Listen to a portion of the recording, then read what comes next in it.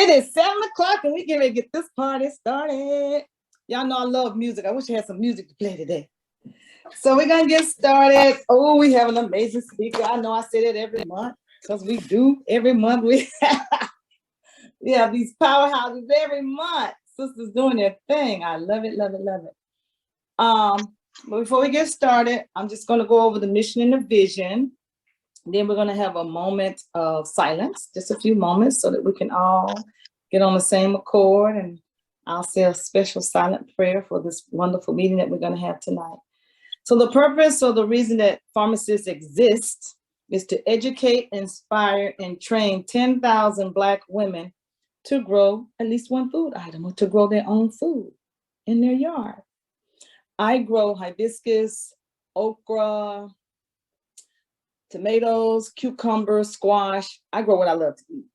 And I do always have an abundance and I always share. And it's a beautiful thing. It feels so good when you grow your own food. So again, we're here to educate, inspire, and train.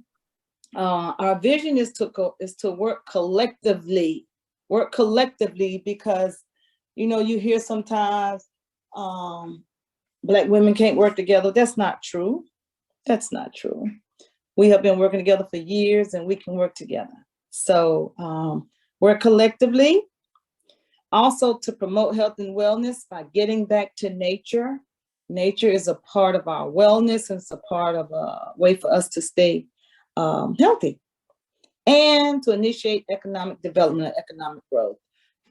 Again, we can take products and add value and make money, or we can sell what we have, or we can simply feed ourselves with that and save ourselves some money. That's still economics when you save yourself money. I've been telling people since eggs are so expensive, get you some chickens. If you like eggs, get you some chickens. It's much, much more economical and healthier and healthier. So again, that's why we're here, our vision and our mission. And we're just gonna take one moment. If everybody could please mute yourself. We're just gonna take like 60 seconds to center ourselves. And we're gonna get ready for our speaker this evening. I keep these meetings to 1 hour a month.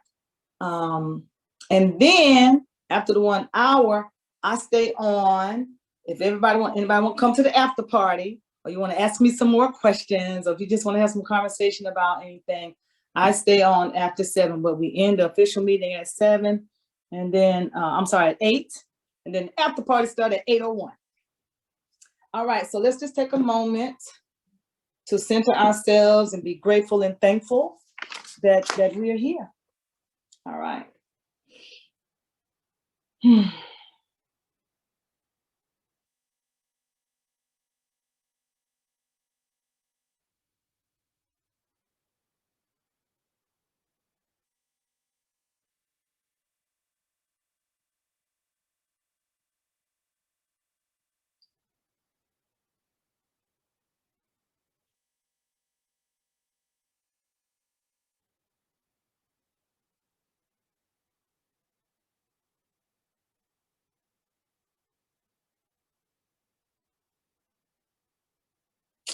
Amen, amen.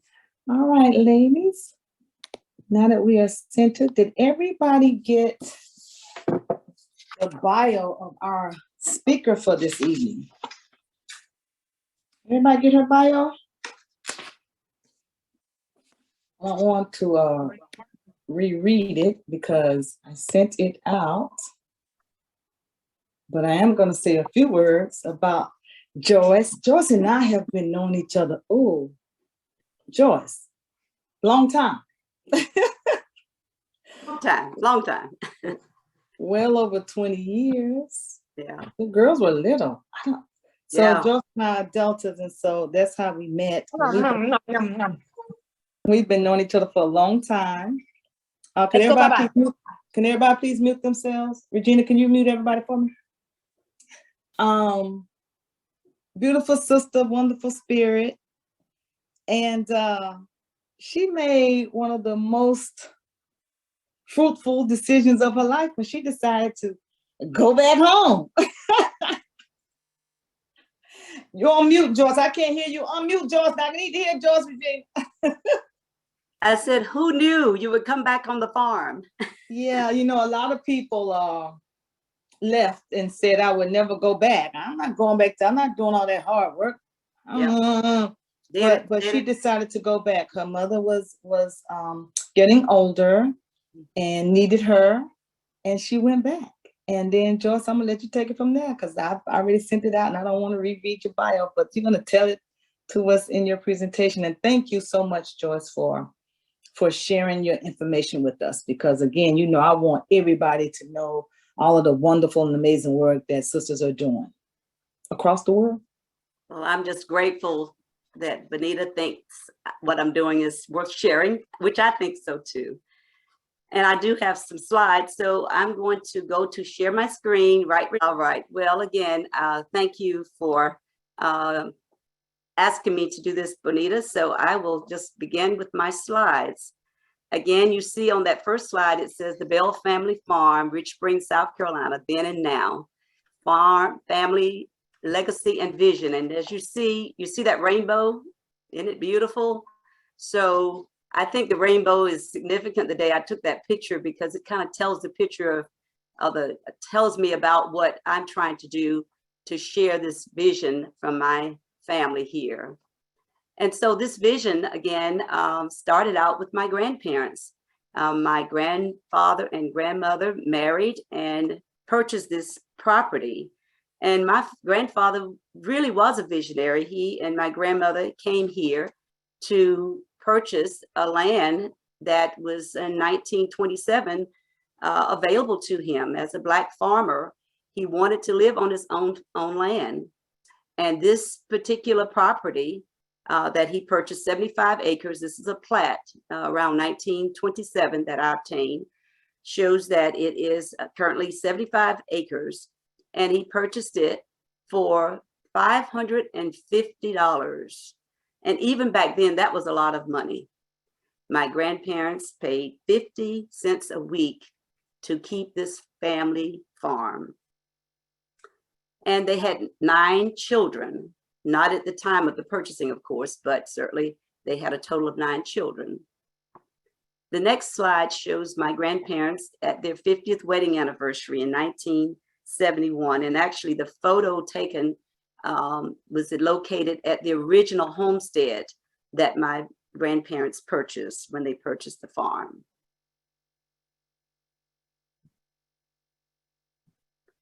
This next picture shows them with their 8 children. One of the children died as a young child, but there are 8 living children on this photo in 1971 when they had their anniversary.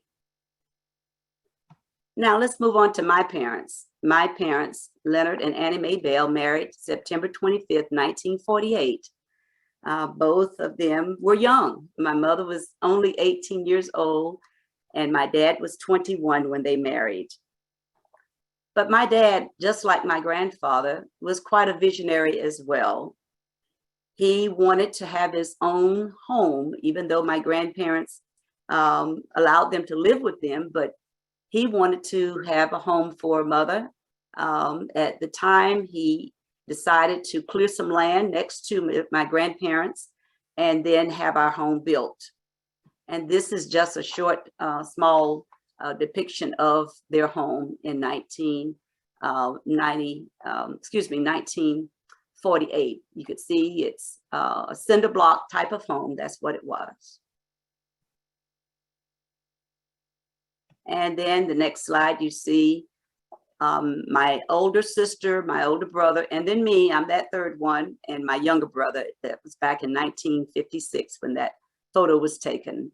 And that window that you see, I actually sit in the living room where that window is right now because I'm living in the original home. Obviously, that's been renovated, but I do look out and look through that window that's been upgraded, of course. And these were my 2 younger siblings that came along after that first picture was taken. This picture was taken in 1971. Look at that afro and them short dresses. Anyway, this was again at my grandparents' 50th wedding anniversary. And this is another picture of my family at my parents' 35th wedding anniversary. And at this time, you see the homestead is It's been bricked up, and obviously renovations have been made to the home. And this picture was taken in 2017. Both my oldest sister, and my father, they both passed away in 1998. But as Benita mentioned, I moved home to be with my mother. This photo of my brother Leonard, my brother Marvin, my sister Sherry, and my sister Cynthia, we took with my mother before she passed. I mentioned about this visionary mindset my grandparents had, but my parents also wanted to actually purchase and have all the land around us part of the Bell family. So in 1967, an additional 60 acres of property were purchased by my parents. Now there are a total of 135 acres of Bell property. And I pulled this from the Aiken County log, where you can log in and look at property. And I've kind of circled all that 135 acres, and you can see there's a pond located on that property now. It was just a stream at the time. So let me share with you about our farm back then. We had plenty of animals: cows, pigs, chickens, a goat, 2 horses, many dogs, lots of cats, and 2 rabbits. They were everywhere. We had also lots of crops, large and small vegetable gardens and fruit gardens, large fields of vegetables, and lots of hay fields, soybeans, cotton. We had plenty of that. And those cows, we had those cows in several locations on our farm. That picture shows my brother out there feeding the cows. And this large pasture is actually next door to where I am right now. I can actually look out my front door and look out. Obviously, the pasture is not quite the way. We don't have the fencing up because we don't have the cows any longer. But that particular pasture is located near the pond. And the pond is here. And I'm sure all of you know about pig pens. Well, my father decided we needed a pig parlor. Now, why he named it a pig parlor, I don't know, but it just really just kind of got on my mother's nerve that Dad would do that. But he actually had these pigs in a cinder block kind of building right there below the circle red area that I have there, because he wanted them where he could actually separate the pigs out when he got ready to get them ready for slaughtering. He again was a visionary, so he would come up with these thoughts and these things. This next picture shows again the backside of our house, where there's a barn. Of course, on a farm, you have to have barns with equipment and storage of things. So we had the barn there. There's the chicken coop that you see. That's where that black 1961 Chevrolet that used to belong to my grandfather, that my brother acquired it at some point. And behind the chicken coop is another barn where we had things like corn stored in there, and we would have to shuck corn and things like that. And there's a fenced pasture also there, because our horse, Jerry, which was the name of one of the horses, would be in that area. And then when my dad got ready to take the cows for butchering, he would bring them in and put them on a special diet before he would take them up for to be slaughtered. And I'm sure most of you know about a smokehouse. So that's our smokehouse on the backside of our house. And again, you have your typical dogs laying around in the yard in the back of the truck. And you see ahead of the truck is a White House, which is what my grandparents' home, once it was built after our home was built here, when they moved from the wooden old house in 1952. But this is what got me. And I said, I had to get away from this. I hated this cotton field, or any cotton field. And I can tell you the reason it really got next to me.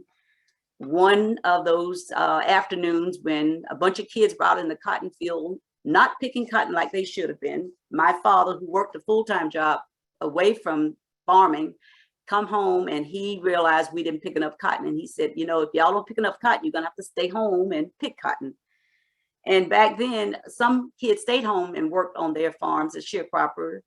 But, you know, that was not something my dad even, I thought, would do. But certainly he had his mind made up. If we didn't pick a certain amount, he would keep us home. And he did. And I was like 9 or 10 years old. I don't remember.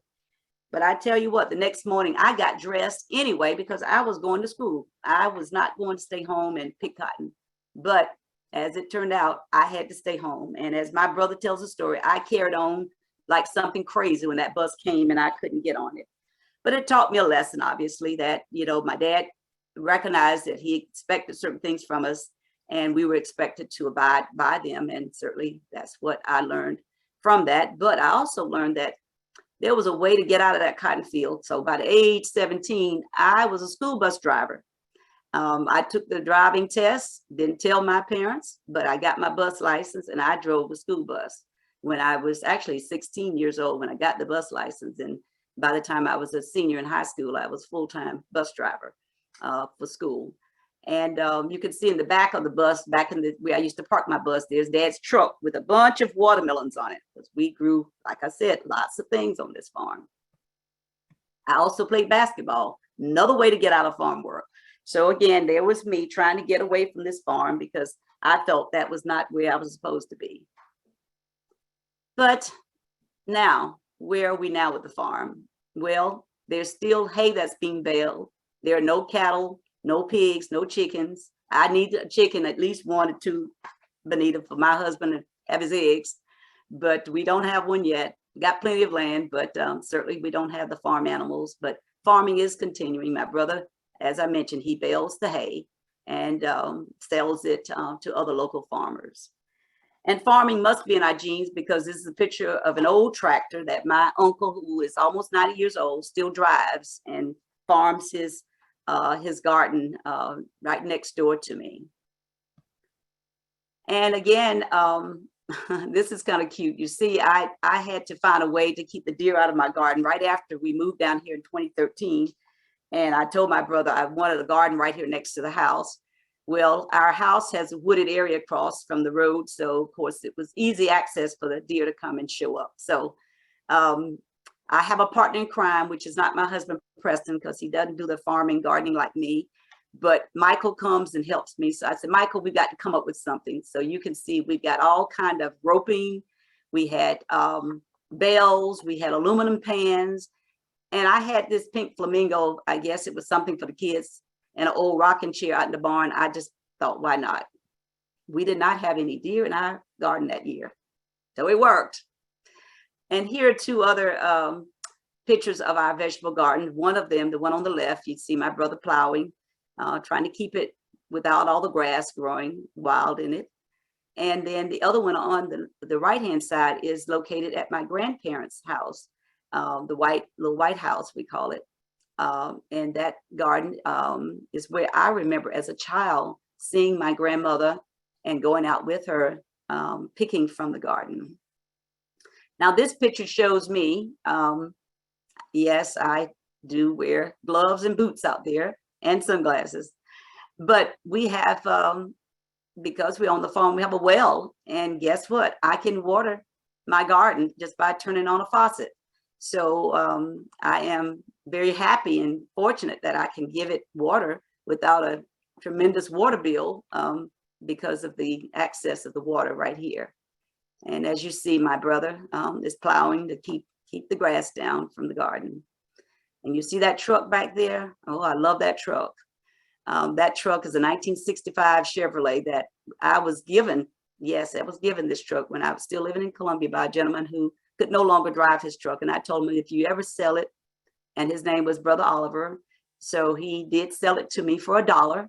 Brother Oliver's truck, we call it BOT, B-O-T. And I love my truck down here on the farm. The other thing I love doing is taking photographs. And you know, we need those butterflies.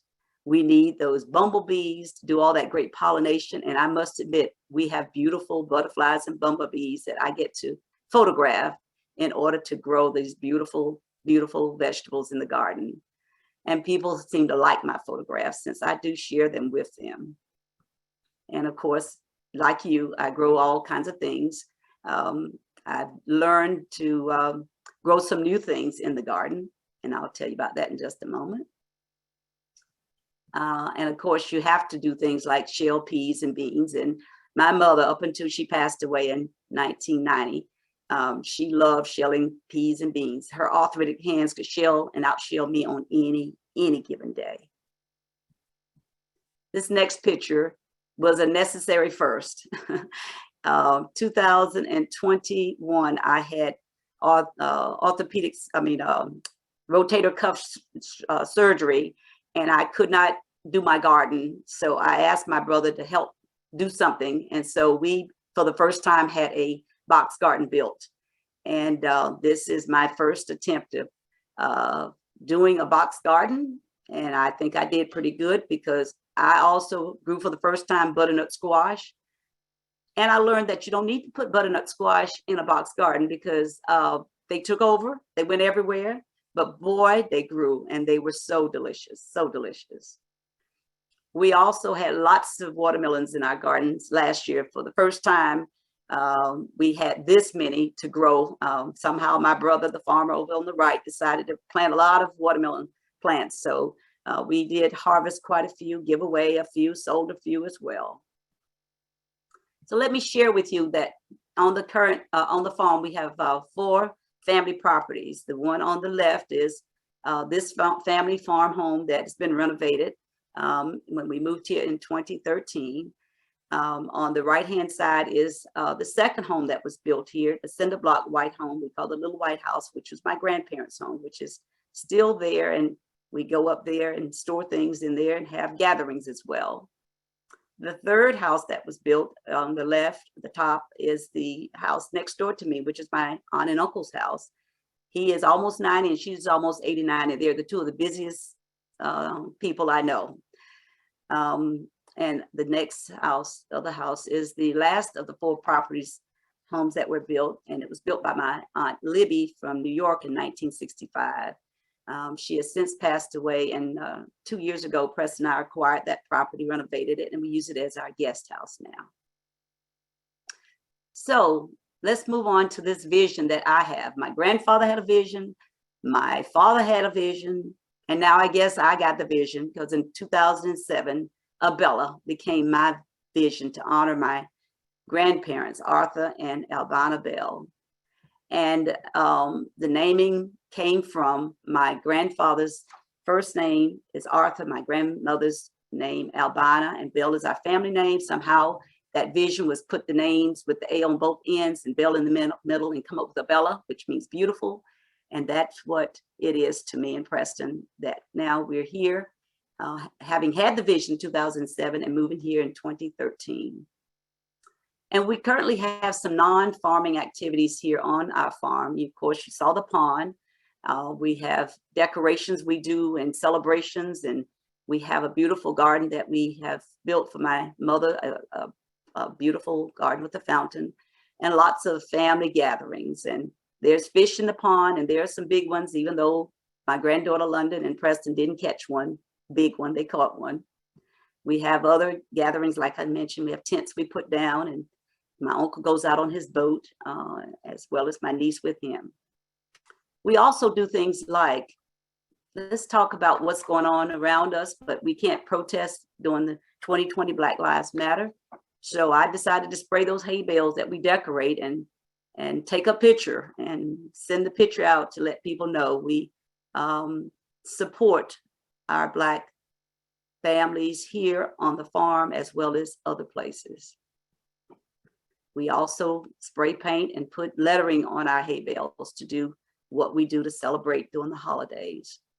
As you can see, we've gathered down on the pond with a family photo and a unique Christmas tree made from hay bales decorated on the pond. And my mother passed, as I mentioned to you, in 2020, November, and in February of 2021, we decided to then dedicate this space for her as a garden, and it was named by the grandchildren, Annie's Amazing Grace Garden. And my nephew, who's standing in the center of it, was the architect. Having owned his landscaping business, he obviously has been around a lot of plants and a lot of different things to make a beautiful space, and this is what was designed and put together.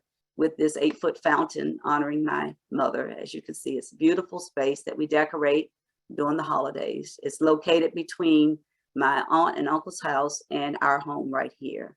It's something I just treasure every day.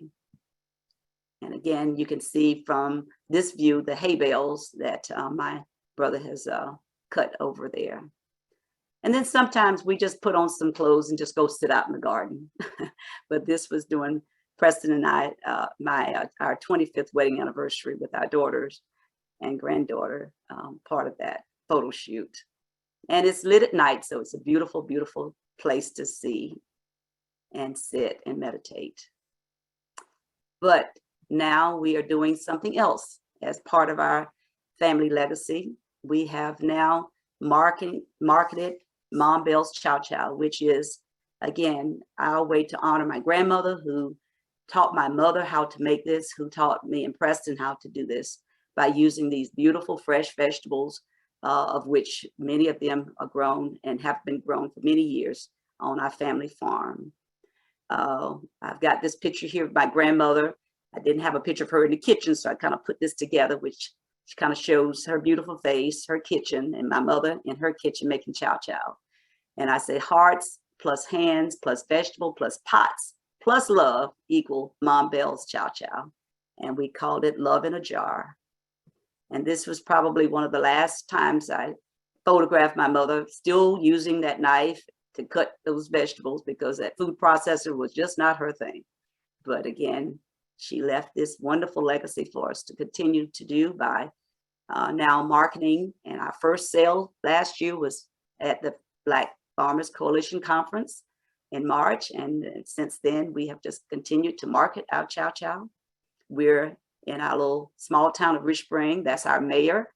And she has been supportive of us, and we are happy about that, because we're at the farmers markets on Saturdays in the summer times and other places that we are now able to sell our chow chow, of which this next photo is at our meat market.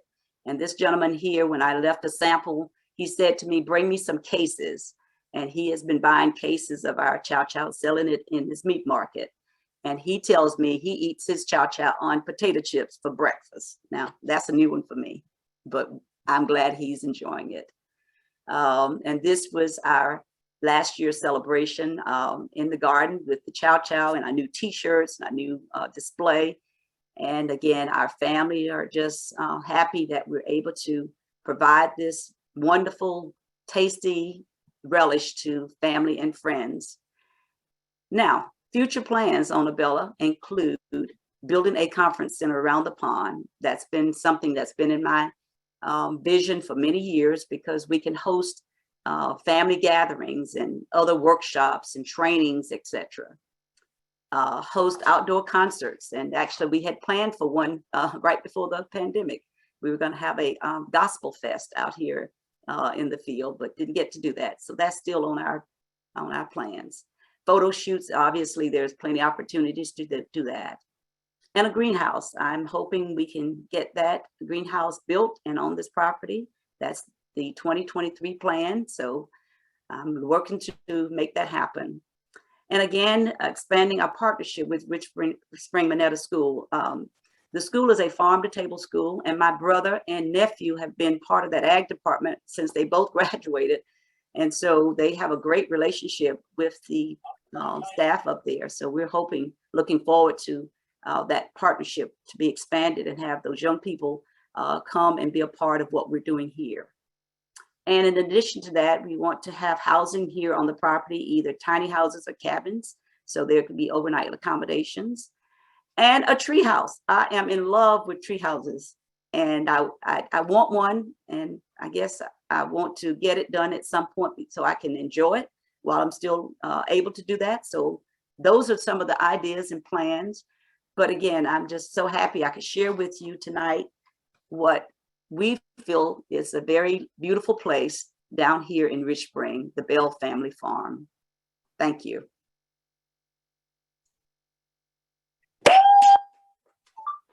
Beautiful. Oh, Joyce. Wow. I don't know how to close out? What do I do? How to get out of here? If you'll just hit your green button again and hit stop share for us. Stop share. Okay. Yes, ma'am. Oh, no, I need that. Stop Okay. share. There we go. Okay. All right. Thank you. Thank you, Joyce, so much for sharing with us. I tell you, I was taking notes. I was laughing. I was having a good time. And Gertrude said, it feels so amazing. Yes, y'all, we have to be reminded of our greatness. And I just saw myself sitting watching the pond and the beautiful, beautiful landscape. Beautiful. So a few things, I heard the word visionary. I heard the word legacy. And I want us to take those words to heart. You know, every one of us have something on the inside of us. Do you sell your fruits and vegetables? So we're going to answer the questions in a sec. Regina, please make sure we answer all the questions, okay? Again, let's be mindful of our visions. You know, let's write the visions and make them plain and go after them.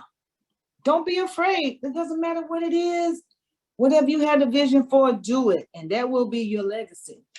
And I was just, when you said you're in the original home, oh, that captured my heart, my heart, Joyce. And all of the lessons, I like that he called it a pig parlor. That's my daddy. He just bougie pig. He named everything. All of our animals. We had Betsy was the milk cow, and you know Herman was this, and Jerry was the horse. You know, names. My daddy did that. Yeah. and the truck that you have, the Chevy Bot. I tell you, so many gems. You talked a little bit about agritourism. I went on the have you been on any of the agritourism annual conferences? Not yet. That's okay. on my list. Mm-hmm. It's always in January. Everyone, if you get a chance, please go on the agritourism or go to the agritourism conference. It's every January. And one of the things I learned this year was that everybody that we went on the tour for pretty much makes more money with agritourism than they do selling their fruits and vegetables.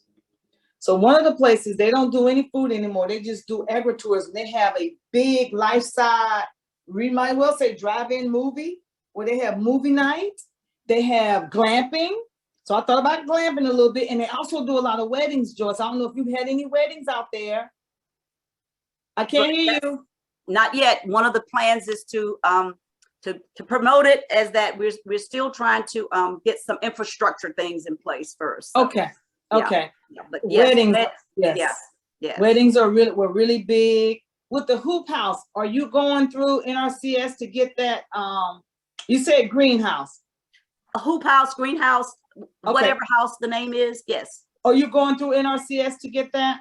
I've not done anything yet. I'm still taking it in baby steps. So I'm, taking baby steps, but I just want you to know that it's available. Yeah. Okay. That it's available and that you only have to pay like 10%. They do a cost share. They pay 90 and you pay 10. But if you get me and FarmaSIS to come out there, you can either, you can offset that 10%. I've helped to build about 3 hoop houses. And y'all know, again, like the leader was saying on the other call, picking, I think she said 500 pounds of pecans was fun. Building hoop houses and being outdoors and being in nature is fun and exercise to me. So Joyce, please utilize these USDA, and everyone on the calls, you utilize the USDA resources because they're there for us. So please take advantage of them. Okay. And I want to shuck some corn. So everybody on here shuck some corn and shell some peas. They got modern advancements that shell peas and things. But I last year I bought a big bushel. It was large. It was more than a bushel, but a big bag of peas for this private African school. And they had all of the kids to sit down and shell the peas. And one of the young ladies said, this is the original Snapchat. They were snapping and they were chatting. I thought that was so wonderful and beautiful. Yes, they were chatting while they were shelling those peas. Because they cook at this school every single day. Whole Foods every day. And so the kids had opportunity to shell peas that they ate. And the cotton, I know, Joyce, I picked cotton one time. One time at the end of the day, I got a coin, and I must have been 5 or 6, and I knew then that was not going to be my career, because if they would have gave me $1, I might have thought about it. But that coin wasn't working for me. But now let me tell you, when I see cotton now, it's so beautiful. Oh, I look think at it's it through a beautiful. different. Yeah, It's I do. beautiful. And really, it as much as I said I hated it, obviously, to now it's a whole different, mindset. But Yes. I always tell them these are cotton picking hands. I always say these are my. I keep reminding people these were cotton picking hands. So I got over it. They got to be beautiful hands later on. But yes. Again, I'm gonna keep saying this word. We are reminded of our greatness and where we're from and who we are. And we must always remember, because if we continue to forget or not think about it, it will be resold back to us as if it's something new. Because I'm fascinated that, the whole farming movement now is like, this is something new. It is not new. But it's being marketed like it's new. Blows my mind, just simply blows my mind. Okay, so let's open up for questions. And Regina, can you please read the questions? Because I'm trying to work on this iPad, girl, and it's giving me some issues. Absolutely. And I see you in the queue, Shaquita. Give me 1 second. I'm going to ask the question that was in the chat. I think I saw put 3 questions in the chat. Vegetables. Ms. Joyce, do you sell your fruits and vegetables? oh yes, we do. And I actually would make trips to Colombia during the pandemic. It was really kind of fun, because that was my way to get off the farm and come into the city and give these fresh vegetables. I did give, and some people paid me, but it was a way just to get out, from the pandemic. But yeah, we do. And every Saturday from June until October, my brother, who has been, like I said, he's lived here forever. He never left. And I didn't mention that he has a 130-acre farm about 3 miles from here. So in addition to our 130, there's another 130 over there. But he's been selling vegetables and doing produce. And he used to come to Columbia a lot when I lived in Columbia, because I could help him market it there. But now that I'm not there, but if we get enough people, he will be in Columbia. How often needs to do that? Tell your brother I want that food on the right. I know, I'm just being I want to make sure that no farmer leaves anything in the field, that every farmer sells everything at least these next 2 years. That's my charge. Yeah. Okay. Ms. Joyce, how do we get your chow chow? Well, of course, I've got my t-shirt on, and I've got Hot and Mild right here behind me. But you can go to my website. Okay, I'm ready to type in the chat. Yes, AbellaRidgeSpring.com. AbellaRidgeSpring, AbellaRidgeSpring.com. All right, I've added that to the chat, ladies. Yes, and I do deliver, and my daughter's in Columbia, and she can also meet up with anyone for delivery as well. Thank you. Miss Shaquita, will you come off of mute and ask your question, please? Is it okay if I make a comment? I didn't actually have a question. Okay. First, I just want to thank Miss Benita. Hey, girl, how are you? I'm well, and I am so blessed by this evening. And I thank Miss Joyce for so many things. Just to say that my family, my grandfather was born in Alabama, and so was my father. My grandfather was actually driven out of Alabama, and my grandmother on the paternal side, driven out of Alabama by some of the racist things that were happening at a very young age. And we ended up in Cleveland, where they, my mother's side came into it. But the whole point is that in that migration, we lost so much up in that concrete jungle. Instead of my family being down here on the land that they had and all of these things, they were in the north, in the steel mills. They were in running numbers. And I said, I was born and raised in Cleveland, Ohio, and I'm in Atlanta, Georgia now. I said, I need to go back to the South to the warmth. And there are a lot of them, all of them still up there. And I just, like 4 years ago, I bought a home on 2 acres and started a garden. And on March 7th, I'm closing on 8 acres. Woo! It's like a tree house. I emailed it to you, Benita, because Miss Joyce inspired me so much. There's so much alignment in there. And when you talk about the agri-tourism, like the vision that we have, I call it Paradise Park.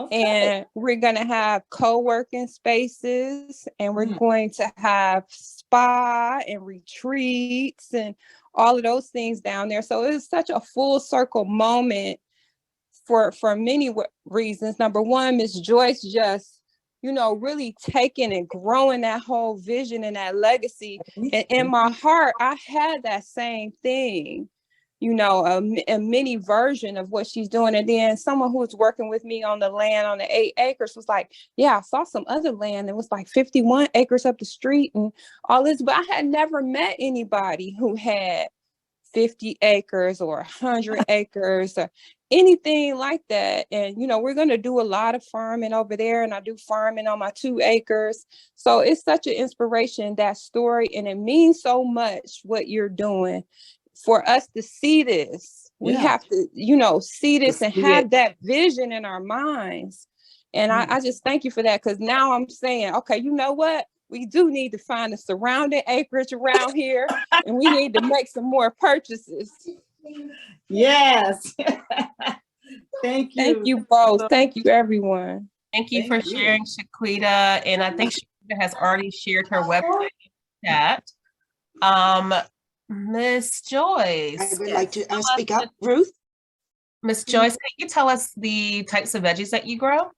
Okay, so let's go with peas, butter beans, string beans, okra, tomatoes, peppers, squash, let's see, sweet potatoes.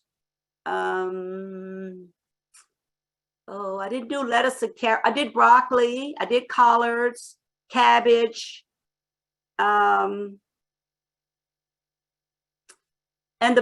I think that's the main ones that we grow. Yeah.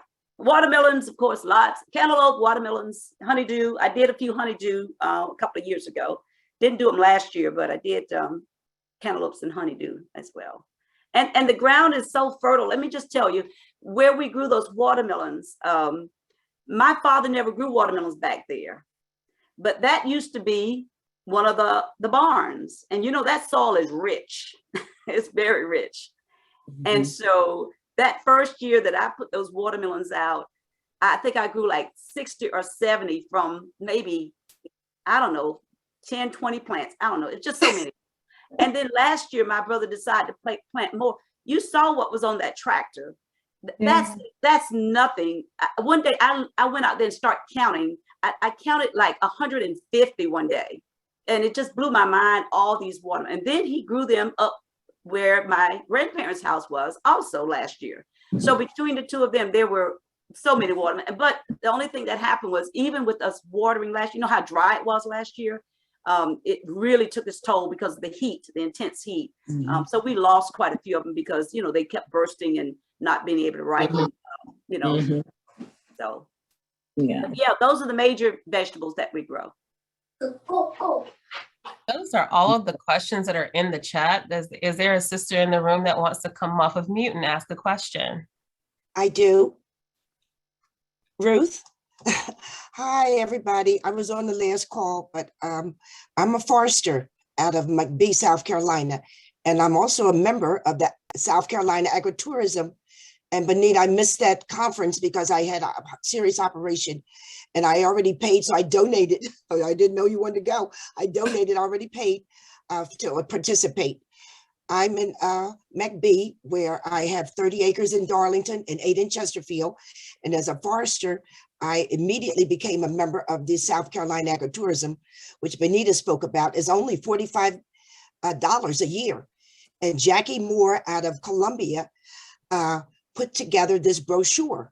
So when you join, you're in the brochure where the whole state of South Carolina is divided into 4 regions. And I'm in the PD region under McBee with McLeod Farms. McLeod Farms, everybody knows for their peaches, and they're 8,000 acres. And here I am, a little 38-acre tree farm. The other reason I'm coming on at this time is I put in the chat, I get this newspaper called the Market Bulletin, and it's 100 years old.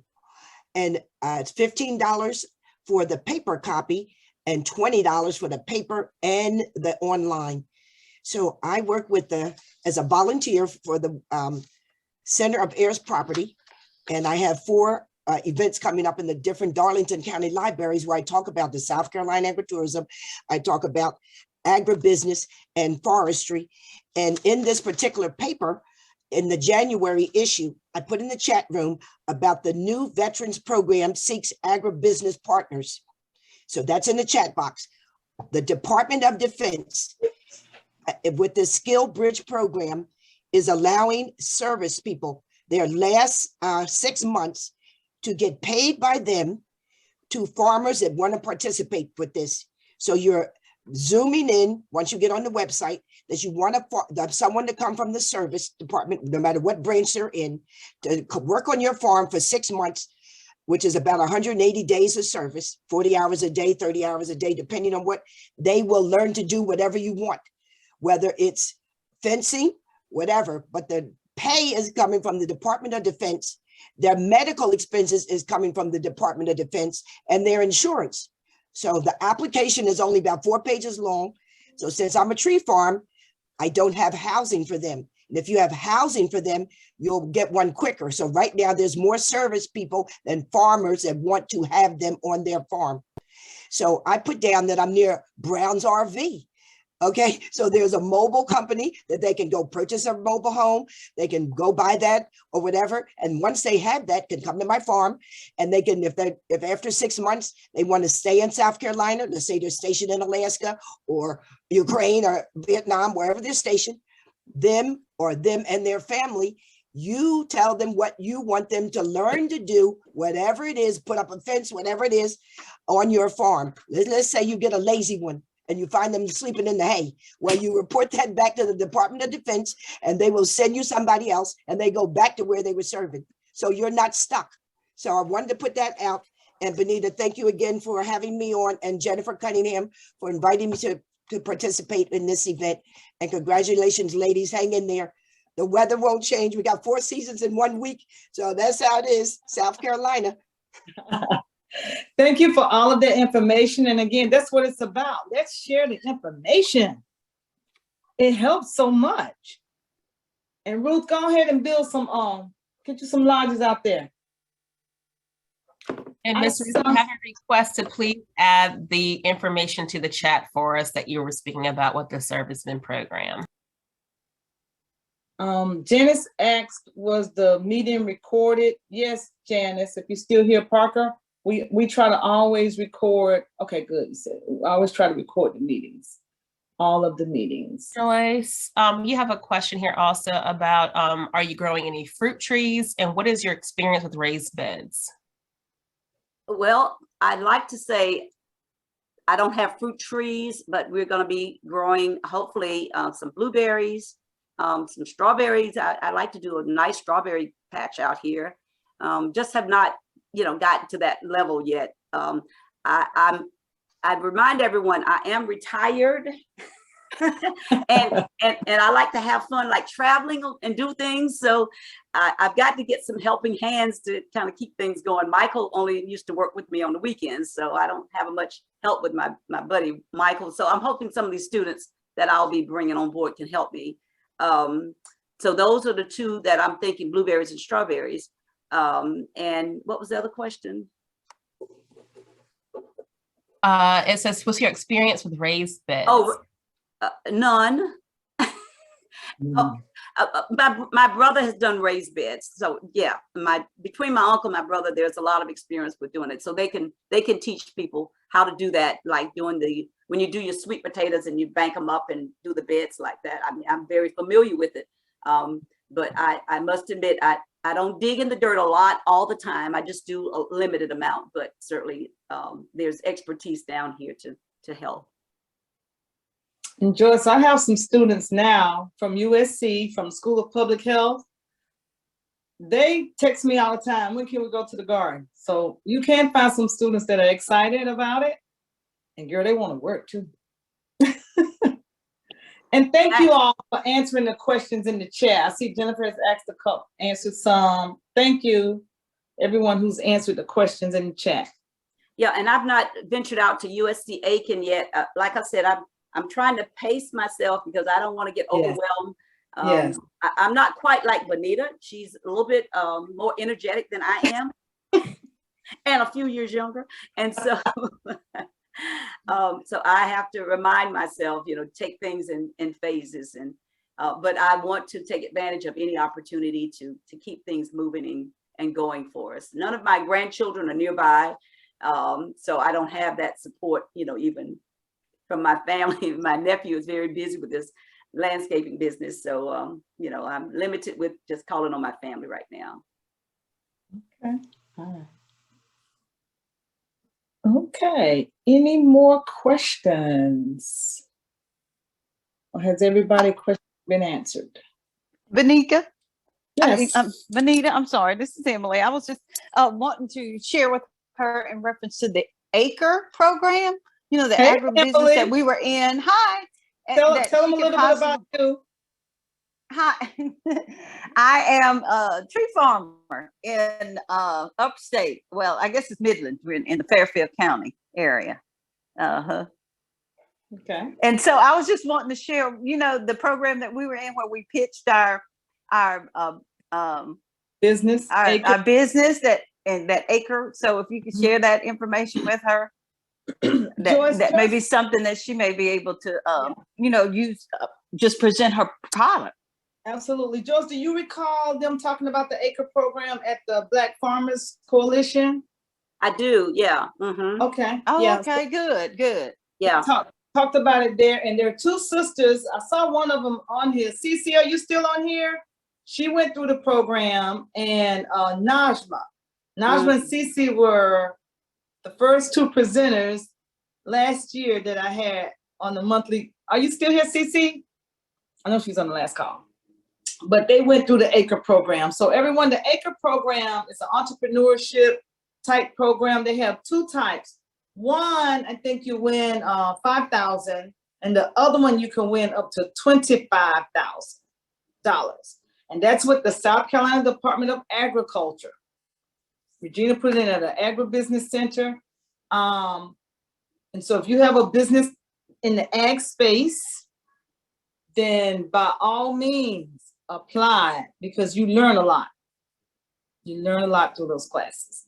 And also the community loan fund, they have classes and grants. And so I'll do more with putting those things out that I think will benefit us. Thank you for reminding me of that, Emily. I do need to share more about that. Yes, ma'am. Okay. All right, I got a few announcements. My fundraiser calendar all the calendars are sold out. Yay! Somebody put in an order today. I was like, oops, I forgot to take it offline because they're all sold out. So thank you to everyone who purchased, who participated in the fundraiser events that we had. So for those of you who don't know, I was selling calendars as a fundraiser and also as a celebration of the first time I did an all Black male calendar, which was in 1993. So this year's the 30th year. So I was celebrating that. And I also have 12 healthy recipes on the calendar. So, you know, everything was very intentional and had a lot of purposes behind it.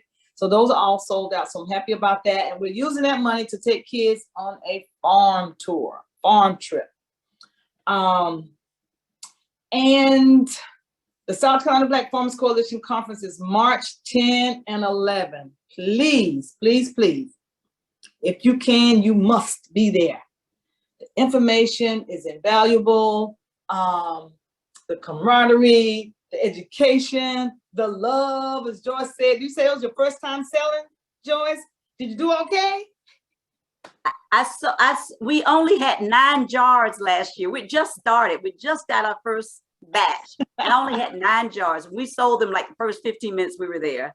But I can tell you, we will have lots of chow chow this next time. So yes. And so if you are a vendor, if you purchase a ticket to the conference, you can get a vending space for free. Now, where do they do that at? And this is probably the last year you can have a vending space at no cost, but you have to purchase a ticket. So if you purchase a ticket, then the vending space will be at no cost, and you can, whatever, t-shirts, whatever you want to sell, you can be a vendor there. So I want to encourage everybody to please try to come if you're available. The new pharmacist class begins. Begins in May. It begins in March. I was doing too much. March 1st is the new class starts. It's going to be 9 weeks. And our next monthly meeting will be Monday, March 20th. Same time, same bat time, same bat channel. Same pharmacist time, same pharmacist channel.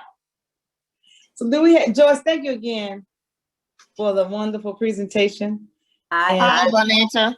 just And the happy. trip down memory lane. Yeah, yeah. I had a lot more pictures, but I'm like, God knows I'd be here all night talking if I bring all these pictures in. But hopefully I gave you a snippet of what You did, honey. I love pictures. I know pictures are worth 1,000 words. And yeah, the pictures just really add a lot of value to what you said tonight, because we were able to envision and imagine. Yeah. All right. So we have any questions? Any more questions for Joyce? Well, sisters, I want to thank y'all so much for getting on the call.